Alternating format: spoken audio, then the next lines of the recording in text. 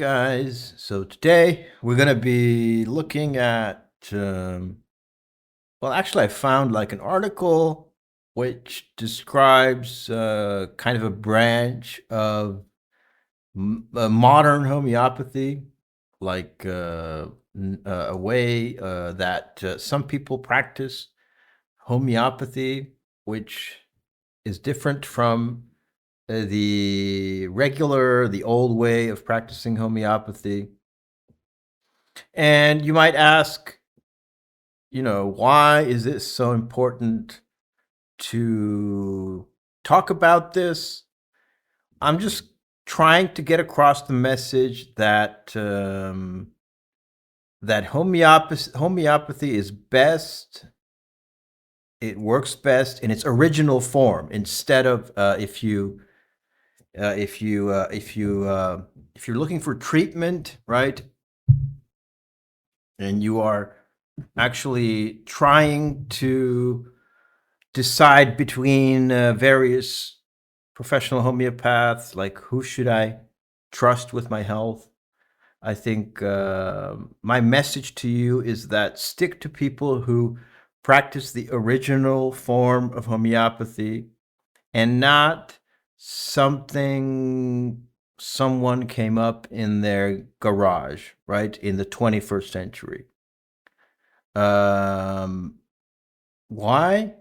Because homeopathy was conceived by the greatest minds of like the 19th century, 18th century, which was like a time when people, I guess, how can I put this?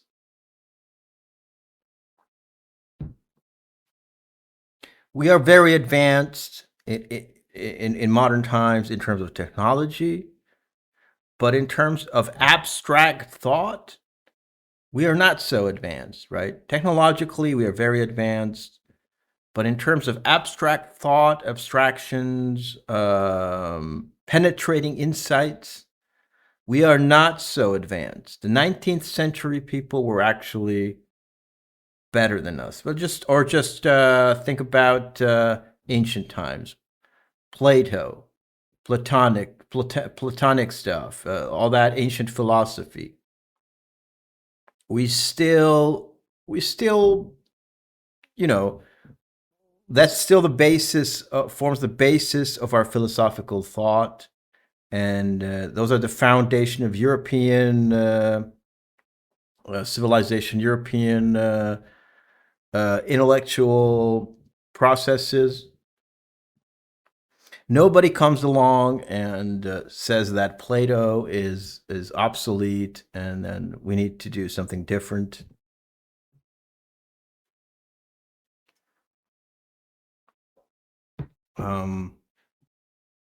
So actually, yeah, it's very important that we can't surpass like the greatest minds of the 19th century. So I don't recommend that people be treated with modern methods of homeopathy or non-classical homeopathy. I recommend sticking to homeopathy in its original form. And to highlight that, I'm gonna be looking at like this article I found. David A. Johnson, I don't know who that is, but we're looking at like one of the forms of homeopathy which has deviated from original homeopathy. And it's just an example, and I'm going to talk about why it's ridiculous, right? And through this example, maybe you will understand that reforming homeopathy is pointless. It's all these people are all these people are just grifters, and etc. So, as you know, homeopathy uses homeopathic remedies can be made from any material, right? We all know that, or if you didn't, now you do. Any material, be it animals, minerals, plants, anything. And some people came up with the idea that the elements on the periodic table are kind of a unique group of remedies, and they can be categorized based on where they are located on the periodic table. Like each row or each column has certain characteristics which you look for in a patient, right? If you're a homeopath, of course, you will realize that this is the Jan Scholten method. And this has nothing to do with like homeopathy in its original form. I'm just trying to reiterate that because it's very important. This is something that they came up with like a few years ago, right? And now it's spreading like the gospel. It's everybody accepts it as fact, and they are it's going viral. It's the new homeopathy, but actually it's nonsense. Sorry. What's this article about? Lanthanides, which are these yellow groups of elements. And this person is saying that the lanthanides are a special group of remedies.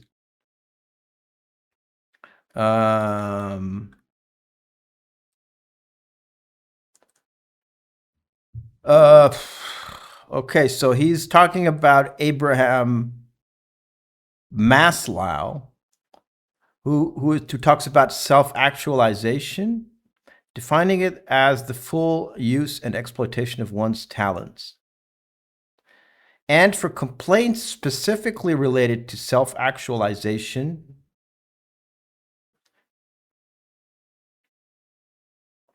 the lanthanide remedies are especially useful. So this might sound like, it's so esoteric or whatever. It's so mysterious. It's so, it's like a psychoanalytic catharsis. It sounds like they are really seriously improving on homeopathy. But if you think about it, just think about it for a little bit. I'm talking to homeopaths and people who don't know anything, okay? People who don't know anything about homeopathy. I'm also talking to you because it's not hard to grasp this, okay? It's not hard to understand what I'm saying. So in homeopathy, we do prescribe based on like some of your emotional characteristics, but self-actualization is just a nothing burger. It's vague. It doesn't really tell you anything. And are you going to be able to identify in a patient how much they have self-actualized? You can ponder that.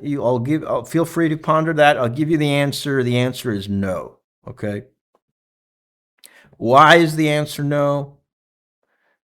Because if you have ever practiced homeopathy, most of you probably haven't, but of course we analyze a patient emotionally, but it's already like really, really tricky to pin down exactly what kind of emotional state someone is in terms of like easier concepts like Is this person irritable? Does this person have a problem with grief? Does this person have a problem with whatever, being overly critical, right? These simple emotional concepts are already very, very difficult to identify in people, especially because people are very closed nowadays. Communication is closed, the channels are closed, and people act in a reserved way towards everyone. That's a different topic as to why. We don't need to get into that, but it's true. So you're never in reality, in the real world,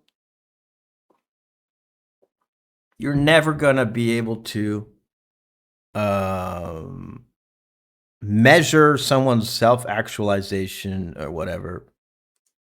Also, because it's completely vague, it's the grayest of gray areas.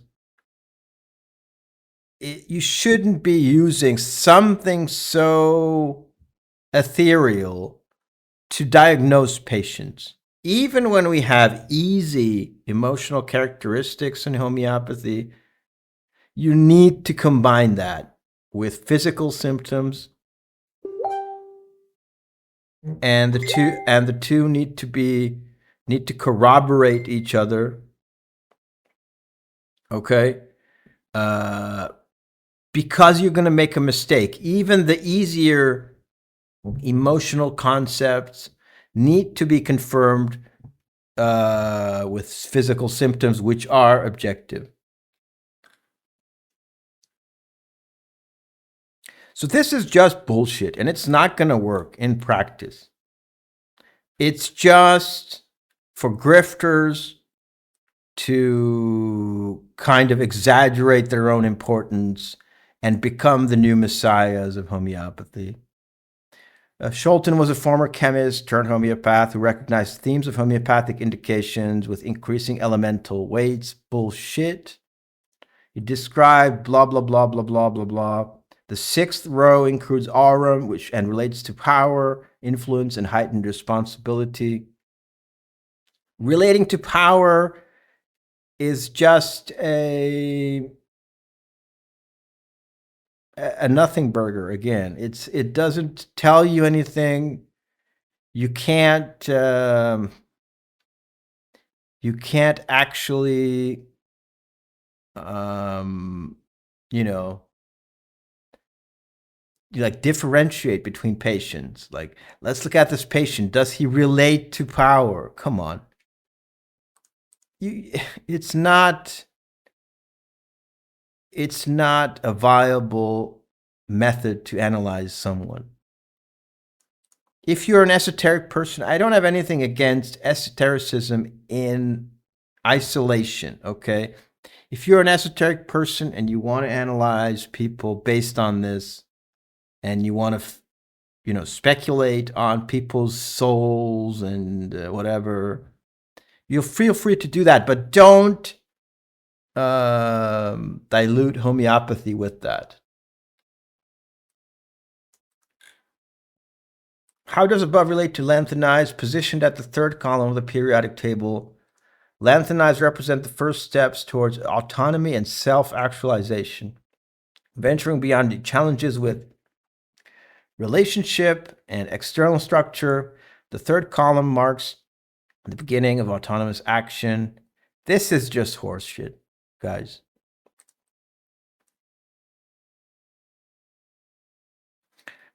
Total horse manure.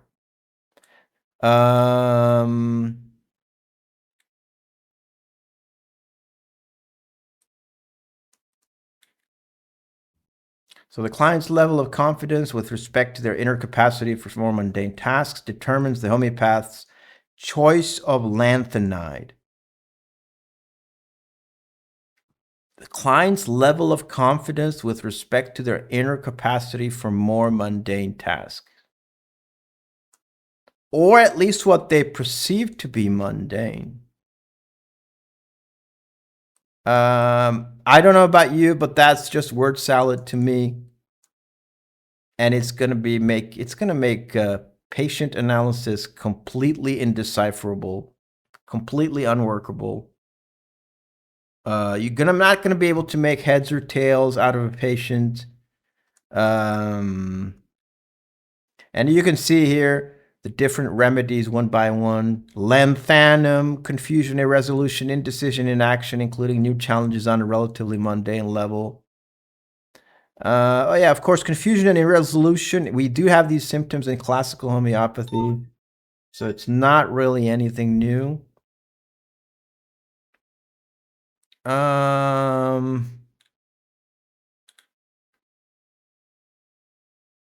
So we have stuff like all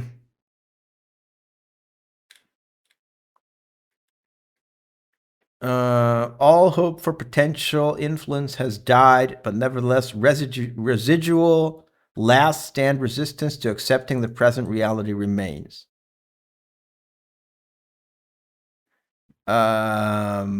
Right. So this is very scientific, right? You can ask your patient, do you have a residue of last stand resistance to accepting your present reality? And guys, you don't know, if you haven't practiced homeopathy, patients talk in a very confusing way. So as I said before, I'm just going to repeat what I said, but you have to know how patients talk in a way which is very confusing for the homeopath, right? If a patient doesn't know anything about homeopathy, the way they describe themselves, a homeopath has to decipher all that information, and it's very hard already in classical homeopathy, where we don't have psychoanalytical, completely subjective, totally abstract ideas like last stand resistance to accepting new. This is when you get a typical patient in front of you, it's already difficult enough to determine if this patient is irritable or not. Okay, I'm just going to tell you that. The secret of homeopathy, right? Secret to practicing homeopathy. It's already hard enough to tell if somebody's irritable or sad or whatever, because people are very closed nowadays, and they're not going to reveal what they feel. Most people. So diagnosing them using these characteristics, this is complete idiocracy. Okay, it's utter nonsense. You can't do this. You're not going to work. I don't know how else to tell you. Okay. To summarize, in recognizing a lanthanide theme in practice, one may perceive mineral language. This is bullshit, okay, guys? Also, if we want homeopathy, if we want to present homeopathy as a science towards the scientific community, we need to stop being fucking esoteric wizard magicians, okay? Mineral language, I don't want to see this, okay? I feel like crying when I read something like this.